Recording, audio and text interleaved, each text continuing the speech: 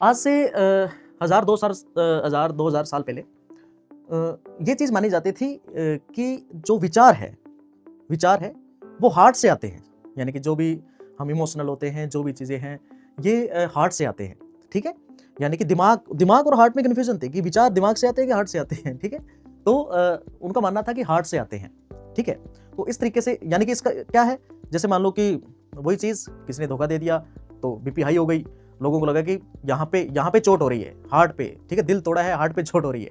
बेटा ऐसा कुछ नहीं है, यानी कि अपना हार्ट मायोजेनिक हार्ट है, ये किसी पे डिपेंड नहीं है और विचार यहाँ से नहीं आते अभी।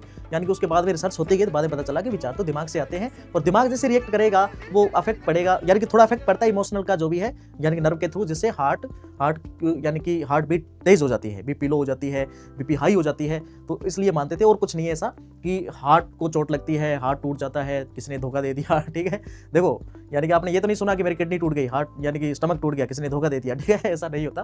तो वो विचार है वो अपने दिमाग से ही आते हैं और वो यानी कि हार्ट को अफेक्ट कर सकते हैं, ठीक है? जैसे मान लो कि कोई किसी से प्यार करता है तो उसको किसी और के साथ देख लिया और उससे क्या हुआ कि उसकी बीपी हाई हो गई, उसको लगा कि मेरा हार्ट टूट गया है, यानी कि इस पे अफेक्ट हुआ है जो भी चीज़ें हैं, ठीक है? तो ऐसा कुछ नहीं है, वो बस एक यानी कि कहानियाँ हैं और दूसरे वो ब्रेन के थ्रू सारी चीज़ें हो रही है, ठीक है? तो ये चीज़